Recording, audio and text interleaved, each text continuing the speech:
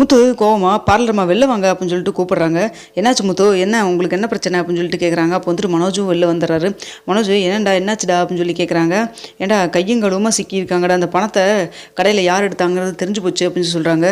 இதை கேட்டோன்னு ரோகிணி, ஐயோ நம்ம மாட்டிட்டு போவோம், அப்படி வாய்ப்பே கிடையாது, அதான் அந்த கேமரா எல்லாத்தையும் நம்ம ஆஃப் பண்ணி தானே வச்சுருந்தோம், ஏதோ நம்மக்கிட்டே போட்டு வாங்கினாலும் நம்ம கொஞ்சம் கேர்ஃபுல்லாக இருக்கணும் அப்படிங்கிற மாதிரி நினச்சிட்டு யாருங்க அப்படின்னு சொல்லிட்டு கேட்குறாங்க. ரோகிணியும் யார் இருந்தாலும் இன்னும் கொஞ்சம் நேரத்தில் தெரிஞ்சிடும், ஆனால் என்னென்னமோ வேலை பார்க்குறாங்க அவங்களும் தான் அப்படிங்கிற மாதிரி பேசிட்டு போகிறாங்க. அப்போ வந்து அண்ணாமலை வந்துடுறாங்க.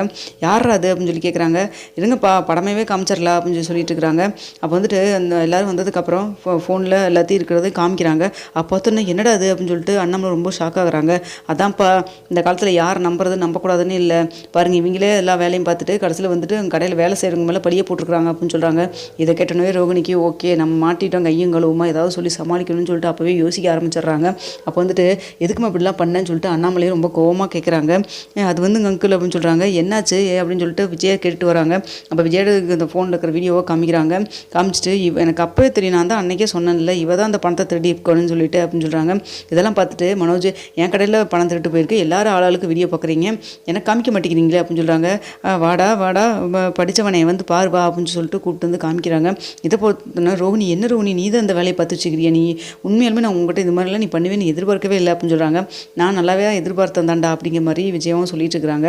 அப்போ வந்துட்டு எதுக்கு இப்படி பண்ணாங்கன்னு சொல்லிட்டு ரொம்ப கோவமாக மனோஜ் கேட்குறாங்க. எதுக்கு இந்த பணம் உனக்கு எதுக்கு 3 லட்ச ரூபா தேவைப்பட்டது அப்படின்னு சொல்கிறாங்க. அப்போ வந்துட்டு அண்ணாமலை ஒரு நிமிஷம் இருடா அப்படின்னு சொல்லிட்டு, முத்து உனக்கு எப்படி இந்த வீடியோ கிடச்சிது அப்படின்னு சொல்லி கேட்குறாங்க. அதுவாப்பா, நான் அந்த ராஜா கிட்ட போய் என்ன நடந்தது என்னமோ வந்து ப்ரூஃப் வேறு கையில் இருக்குன்னு சொல்லி சொன்னாங்கன்னு சொல்லிட்டு இவன் வந்து சொல்லிட்டு இருந்தான். அது மட்டும் இல்லாமல் பிளாக்மெயில் பண்ணி 3 லட்ச ரூபா கேட்டாங்களே, சரி ஏற்கனவே ஒரு 3 லட்ச ரூபாய் விட்டுட்டு தான் நின்றுருக்கிறான், இன்னொரு 3 லட்ச ரூபா கேட்டான், எனக்கு எங்கே போவான் பாவம் அப்படின்னு சொல்லி நினச்சிட்டு தான் சரி என்ன தான் நடந்திருக்குன்னு கேட்கலான்னு சொல்லிட்டு விசாரிக்கலான்ட்டு போனேன். அப்போ போகிறப்ப தான் சொன்னார், இது அன்றைக்கே கடையில் வச்சு நான் சொல்லியிருந்திருப்பேன், ஆனால் அங்கே எல்லா ஸ்டாஃப் முன்னாடி இவங்களை அசிங்கப்படுத்த வேண்டாம்னு சொல்லி தான் நினச்சிட்டு இருந்தேன். அப்போ தெரிஞ்சவங்க மூலமாக தான் இந்த வக்கீல் அறிமுகமானார். அவர் தான் நடந்த விஷயத்தெல்லாம் கேட்டுட்டு கையில் இருக்கிற ப்ரூஃபையும் பார்த்துட்டு சரி ஓகே அவங்க பண்ணது அவங்க தான் தப்பு, பார்த்துக்கலாம் வாப்பா அப்படின்னு சொல்லிட்டு கூப்பிட்டு வந்தாங்க. நீங்கள் ஒன்றும் ஃபீஸே கொடுக்க வேண்டாம், நான் அவங்ககிட்டே பணம் வாங்கிக்கிறேன் அப்படின்னு சொல்லிட்டு வந்தாங்க. வந்ததெல்லாம் 3 லட்ச ரூபா பேசினார். பேசுனதில் அவர் வந்து 50% எடுத்துக்கோ, மீதி பணம் உங்களுக்கு கொடுக்குறேன், நீங்கள் போய் ஏதாவது சின்னதாக தொழிலுக்கு இது வச்சு பொழைச்சுங்கன்னு சொன்னார். ஆனால் வந்து ராணி இதுக்கெல்லாம் வேண்டாம் தான் சொன்னான் அப்படின்னு சொல்லிட்டு அந்த வீடியோ எடுத்து காமிச்சாங்க. அப்போ வந்துட்டு கடையில் எல்லாருமே சாப்பிட போயிட்டாங்க. வந்துட்டு வீடியோ கேமரா மட்டும் ஆஃப் பண்ணிவிட்டு இவங்க போயிட்டு லாக்கர்லேருந்து பணத்தை எடுத்தாங்க.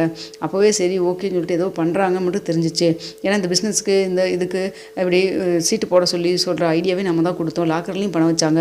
ஆனால் வந்து மனோஜ் சார் இல்லாதப்போ இவங்க எதுக்கு போய் இப்படி கேமராவை ஆஃப் பண்ணிவிட்டு போய் எடுக்கிறாங்கன்னு சொல்லிட்டு சந்தேகம் வந்ததுனால தான் நான் வீடியோவை எடுத்து வச்சேன். நல்ல வேலை அதை எடுத்து வச்சது எனக்கே கடைசியில் வந்து யூஸ் ஆயிடுச்சு.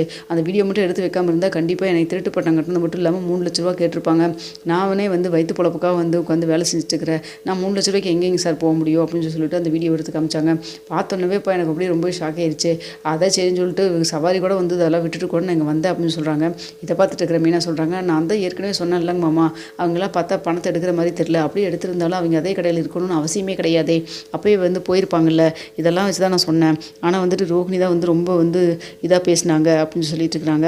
பார்த்தியாப்பா, சொந்த கடையிலே திருடிட்டு அது மட்டும் இல்லாமல் இரிச்சு வாங்கி சிக்கணுன்னு அவங்க மேலேயே பழியும் போட்டுட்டு ஒன்றும் தெரியாத மாதிரி அவங்க வேறு ஒரு வாரத்தில் 3 லட்ச ரூபாய் கொண்டு கொடுக்கணும்னு வேறு மிரட்டி அமைச்சுக்கிறாங்க.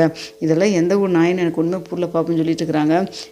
இவன் எங்கே அந்த அவங்களெல்லாம் வேறு அந்த கடையிலேருந்து விரட்டுறது, நான் இப்போ இவ்வளோ வீட்டை விட்டு விரட்டுறேன் பாரு அப்படின்னு சொல்லிட்டு இருக்கிறாங்க. அப்போ அண்ணா வந்துட்டு வம்சி இரு விஜயா, ரோகிணி இங்கே வா அப்படின்னு சொல்லிட்டு கூப்பிட்றாங்க. அங்கிள் அப்படின்னு சொல்லிட்டு தயங்கி போய் நிற்கிறாங்க. அப்போ வந்துட்டு எதுக்கு உனக்கு அந்த 3 லட்ச ரூபா என்ன தேவை இருந்துச்சு, என்ன தேவையாக இருந்தாலும் நீ மனோஜ்கிட்ட சொல்லணும், பணம் இல்லைன்னா மனோஜ்கிட்ட தான் நீ கேட்கணும். மனோஜ் வந்து கண்டிப்பாக வந்து அவங்க அம்மாட்ட சொல்லுவான், சொன்னதுக்கப்புறம் ஏதாவது ஏற்பாடு பண்ண முடிஞ்சால் நாங்கள் ஏற்பாடு பண்ணி கொடுப்போம், அது தேவையான செலவாக இருந்தால் மட்டும்தான். இப்போ எதுக்கு 3 லட்ச ரூபா உனக்கு தேவைப்பட்டது, அதுக்கு ஃபஸ்ட்டு பதில் சொல்லு அப்படின்னு சொல்லி கேட்குறாங்க. அது வந்து அங்கிள் அப்படின்னு சொல்லிட்டு இழுக்கிறாங்க. பார்லரம்மா கையும் கழுவும் சிக்கியிருக்கீங்க, 3 லட்ச ரூபா 1 ரூபா 2 ரூபா கிடையாது, அந்த பணம் வந்து நாங்கள் மேலே ரூமே எடுத்து வந்துருப்போம், 3 லட்ச ரூபாயை நீங்கள் தனிப்பட்ட முறையில் என்ன செலவு பண்ண போகிறீங்க, அப்படி என்ன உங்களுக்கு தேவை வந்துன்னு சொல்லிட்டு முத்துவும் கேட்குறாங்க. அப்போ ஸ்ருதி சொல்கிறாங்க, ஏற்கனவே நீங்கள் என்கிட்ட வேறு ஆன்ட்டிக்கு பணம் கொடுக்கணும்னு சொல்லிட்டு 1 லட்ச ரூபா கேட்டிங்க, அப்போ கூட நான் இல்லைன்னு சொன்னேன், அதுக்கப்புறம் ஏதோ வித்யாகிட்ட வாங்கி கொடுத்துட்டேன்னு சொல்லிட்டு இருந்தீங்க, ஆனால் இப்போ ஆன்ட்டி கூட உங்கள்கிட்ட பணம் கேட்கவே இல்லையே, அப்புறம் எதுக்கு வந்துட்டு உங்களுக்கு இவ்வளோ பணம் தேவைப்படுது அப்படின்னு சொல்லிட்டு கேட்குறாங்க. இதை கேட்டோன்னே எல்லாரும் ஆளுக்கு கேட்குறத பார்த்துட்டு என்ன சொல்கிறேன்னு தெரியாமல் நின்றுட்டே இருக்காங்க. அப்போ வந்துட்டு மனோஜ் வேறு கேள்வி கேட்குறானே, என்ன பதில் சொல்கிறேன்னு தெரியலன்னு சொல்லி யோசிக்கிறாங்க. பாருப்பா, வெளியில் எதுவும் சொல்ல முடியாத அளவுக்கு ஏதோ வந்து பணத்தை வந்திருக்குது அப்படின்னு சொல்கிறாங்க. அப்போ விஜய் சொல்கிறாங்க, வேற என்னத்துக்குடா கட்ட பஞ்சாயத்து போய் பித்தலாட்டம் எல்லாம் பண்ணிகிட்டு இருக்கிறா, யாருக்காச்சும் பணத்தை எங்கேயாவது திருடிட்டு வந்திருப்பாங்க ஆளை வச்சு, அந்த பணத்தை ஏதாவது கையங்களுமா மாட்டியிருப்பாங்க, மாட்டினவங்க 3 லட்ச ரூபா கொடுத்தா தான் விடுவேன்னு தான் சொல்லியிருந்திருப்பாங்க. அதனால் வந்து இவ வந்து குடுப்பாலாம் இருக்கும். இல்லை இவளுடைய அண்டவாளம் யாருக்காச்சும் தெரிஞ்சு பிளாக்மெயில் பண்ணி பணம் கேட்டால் தான் உண்டு அப்படின்னு சொல்கிறாங்க. இதை கேட்டோன்னு என்ன சொல்கிறதுன்னு தெரியாமல் இந்த பிஏக்காக பணத்துக்காக எடுக்க போய் கடைசியில் மறுபடியும் மாட்ட போயிட்டோமே.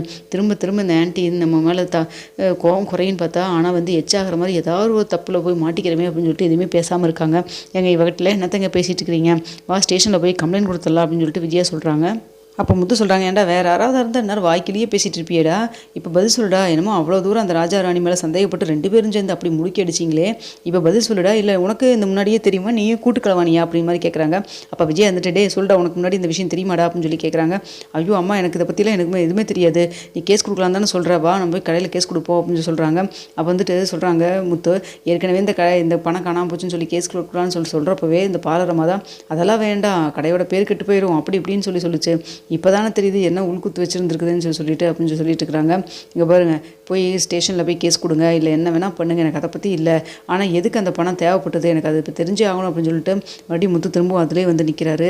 இதை கேட்டோன்னே, ஏங்க முத்து எனக்கு ஏதாவது பிரச்சனைனா உங்களுக்கு அப்படியே ரொம்ப சந்தோஷமாக இருக்கும் போல இருக்குது அப்படின்னு சொல்கிறாங்க. சந்தோஷமெல்லாம் இல்லைங்க, கடை பணத்தை 3 லட்ச ரூபாய் எடுத்திருக்கீங்க, ஏற்கனவே 27 லட்ச ரூபாய் தூக்கிட்டு ஓடிட்டான், அந்த பணம் இன்னும் வந்து சேரல, அதுக்காக தான் கடை வந்து நீங்கள் ரன் பண்ணுங்கள், வரவு செலவெல்லாம் அப்பா பார்க்கணும்னு சொல்லியிருந்தேன், அந்த பணத்தை இன்னும் திரும்ப கொடுக்கவே இல்லை, அடுத்ததான் மறுபடியும் இப்போ வந்துட்டு 3 லட்ச ரூபாய் வந்து நீ தூக்கிட்டு போயிருக்கீங்க, அது மட்டும் இல்லாமல் வீடு வாங்கன்னு சொல்லிட்டு 30 லட்ச ரூபாய் ஏமாந்து இப்போ தான் அவனை பிடிச்சி கொடுத்துருக்கோம், நான் அந்த பணமும் வரல, எதுக்கு இப்படி திரும்ப பணத்தை விஷயத்தில் இப்படி ஏமாந்துட்டு இருக்கீங்கன்னு ஒன்றும் புரியல, 2 பேரும் சேர்ந்து ஏமாந்துட்டு இருந்தீங்க, இப்போ நீங்களே வந்து தனியாக பணத்தை எடுத்துகிட்டு இருக்கீங்க, இப்போ எனக்கு தெரிஞ்சு அவனும் எதுக்கு எடுத்தீங்கன்னு சொல்லிட்டு அப்படின்னு சொல்லி எல்லாருமே கேள்வி கேட்குறாங்க. என்ன சொல்கிறேன்னு தெரியுமா அப்படின்னு நின்றுட்டுருக்காங்க. இங்கே பாருங்கள், இங்கே எல்லாம் இவர்கிட்டலாம் வந்து இப்படி நியாயமாலாம் நம்ம வந்து பொறுமையாக கேட்டிருந்தாலும் பதில் வராது, ஸ்டேஷனில் போய் கம்ப்ளைண்ட் கொடுத்தா அவங்க விசாரிக்கிற விதத்தில் விசாரிச்சாங்கன்னா ஆட்டோமேட்டிக்காக பதில் வெளியில் வரப்போகுது அப்படின்னு சொல்லிட்டு இருக்கிறாங்க. ஆன்ட்டி ஸ்டேஷன்லாம் வேண்டாம் அப்படின்னு சொல்லிட்டு கதறாங்க. அப்போ மறுபடியும் வந்துட்டு சொல்லுங்கள் அப்போ என்ன செலவாச்சு சொல்லுங்கள் அப்படின்னு சொல்லி கேட்குறாங்க. இல்லை அது வந்து அப்படின்னு சொல்கிறாங்க. ஏங்க ரோகிணி, நீங்கள் இது நாங்கள் ஏதாவது பண்ணியிருந்தோம்னு என்ன பேச்சு பேசுவீங்க சொல்லுங்கள் அப்படின்னு சொல்லிட்டு மீனாவும் கேட்குறாங்க. இங்கே பாருங்கள் மீனா, உங்களுக்கும் முத்துவுக்கு நான் எப்போ மாட்டுவேன், என்ன பிரச்சனையில் மாட்டுவேன்னு பார்க்குறதா உங்களுக்கு வேலை, இப்போ 2 பேத்துக்கு சந்தோஷமாக இருக்கும்ல அப்படின்னு சொல்லிட்டு இருக்கிறாங்க. இப்படி பேச மாற்றாதீங்க பார்லரம்மா, பணம் எதுக்கு செலவு பண்ணீங்க அதை சொல்லுங்கள் அப்படின்னு சொல்லி கேட்குறாங்க. என்ன சொல்கிறதுனே தெரியாமல் அப்படியே யோசிச்சுட்டு நின்றுட்டுருக்குறாங்க. இல்லை ஆன்ட்டி வந்து யோகா கிளாஸ் ஆரம்பிக்கிறேன்னு சொல்லிட்டு இருந்தாங்களே, அவங்களுக்கு ஏதாவது வந்து பண்ணி கொடுக்கலாம், ஒரு சர்ப்ரைஸ் பண்ணுவோன்னு தான் நான் யோசிச்சேன் அப்படின்னு சொல்கிறாங்க. ஓ அப்படியா, அப்படி என்ன நீ சர்ப்ரைஸ் பண்ணியிருக்கிற சொல்லு அப்படின்னு சொல்லி கேட்குறாங்க. வந்துட்டு எதுவும் கிடைக்கணும், கடைசியில் எந்தளவு திங்கிறிய நீ, அன்னைக்கு இப்படி தான் வந்துட்டு அந்த சிட்டி வந்து மாட்டினோன்னா உடனே வந்து எனக்காக தான் பண்ணேன் அப்படி இப்படின்னு சொல்லிட்டு இது பண்ணேன், இன்றைக்கி இதை எதுக்கு எடுத்தாலும் நீ பண்ணுற அத்தனை தப்புக்கு நான் தான் உனக்கு துணை போடுறேன்னா, இதுக்கு மேலே இருந்தால் நல்லா இருக்காதுன்னு சொல்லிட்டு சட்டுன்னு போய் அடிச்சிடறாங்க. பண்ணாமல் வந்துட்டு அவள் மேலே எல்லாம் கை வைக்காத, அவளை நம்ம அடிச்சும் பார்த்துட்டு நீ பார்த்துட்ட, இல்லை திட்டியும் பார்த்துட்டேன், அதுக்கப்புறம் எங்கள் அம்மா ஊர்லேருந்து வந்தாங்க சத்தியம் பண்ணியும் கேட்டாச்சு, ஆனால் திரும்ப தப்பு மேலே தப்பு பண்ணுறா, இதுக்கு மேலே நான் என்ன சொல்கிறேன்னு எனக்கு தெரியல அப்படின்னு சொல்கிறாங்க. அங்கிள் அவங்கள வந்து ஸ்டேஷனுக்கெல்லாம் போக வேண்டாம்னு சொல்லுங்கள் அப்படின்னு சொல்கிறாங்க. ஏன் பார்லரம்மா, நீங்கள் எதுக்கு பணத்தை எடுத்தீங்க நியாயமான காரணத்தை சொன்னீங்கன்னா விட்டலாம், அதுவும் சொல்ல மாட்டேங்கிறீங்க, அப்புறம் எப்படி ஸ்டேஷன் போகாமல் இருக்க முடியும், உண்மையை சொல்லுங்கள், ஸ்டேஷன் போகாமல் இருக்க சொல்லி நானே சொல்கிறேன் அப்படின்னு சொல்கிறாங்க. அப்போ மனோஜ் வந்துட்டு, இல்லைடா அவளாம் சொல்ல மாட்டா, ஸ்டேஷனுக்கே போவோம் அப்படின்னு சொல்கிறாங்க. என்ன மனோஜ், நீ எனக்காக ஹெல்ப் பண்ண மாட்டியா, சப்போர்ட் பண்ண மாட்டியா அப்படின்னு சொல்கிறாங்க. நீ திருடுறதுக்கு நான் ஹெல்ப் பண்ணால் கடைசியில் எங்கள் அம்மாட்ட யார் திட்டு வாங்குறதுன்னு சொல்லி கேட்குறாரு.